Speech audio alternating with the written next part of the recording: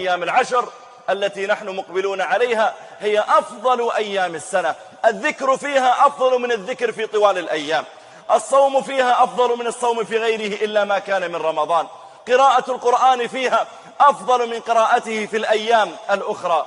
الصدقة فيها أفضل من الصدقة في غيرها. بر الوالدين، الإحسان إلى الناس، صلة الأرحام، الحج، العمرة، كل عمل صالح أيها المسلمون في هذه العشر يكون أفضل من العمل الصالح في غيرها. قال رسول الله صلى الله عليه وسلم: ما من أيام العمل الصالح فيها أحب إلى الله عز وجل من هذه الأيام، فأكثروا فيهن من التهليل والتكبير والتحميد. الصالحات في هذه الأيام أفضل من الجهاد في سبيل الله. إي والله أفضل من الجهاد في سبيل الله. وبعدين محتاجين وقفه، محتاجين صفحه جديده مع ربنا.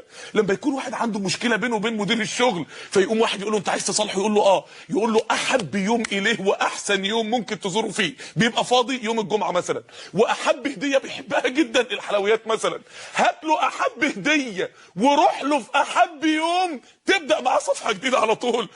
فلتكن لنا اعمال نتقرب بها الى الله. يستحي الانسان ان يقدم على الله ويديه صفرا، وأعظم ما يمكن أن يؤتى أداء الفرائض على أكمل وجه.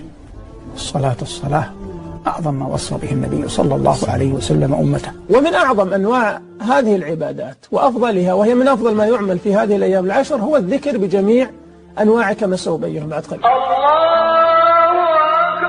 إنها العشر المباركات، إنها العشر المباركات، إنها العشر. فأكثروا فيها من التكبير والتحميد والتهليل.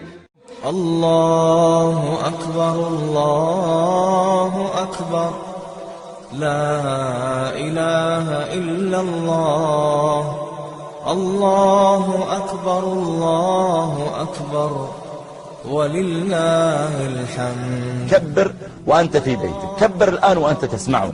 علمها أولادك أن يكبروا. إذا خرجت إلى السوق فكبر، إذا خرجت إلى المستشفى فكبر، إذا مشيت إلى المسجد فكبر، إذا صليت في المسجد فكبر. إنها العشر المباركات، إنها العشر المباركات، وليال عشر. ومن فضائلها ومنزلتها أن النبي صلى الله عليه وسلم كان يحث الأمة على صيام يوم عرفة الذي هو خير أيام العام على الإطلاق. شرع النبي صلى الله عليه وسلم صيامه لغير الحاج وقال: صيام يوم عرفة أحتسب على الله أن يكفر السنة التي قبله والسنة التي بعده. فينبغي أن يحرص المرء على صيامه. ومنها ذكر الله تعالى والتكبير.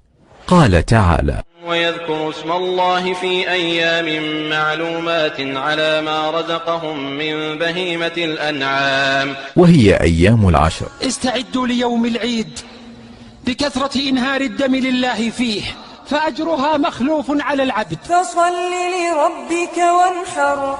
هذه هي أيام الذكر والتكبير والتهليل. وسبح بحمد ربك قبل طلوع الشمس وقبل الغروب.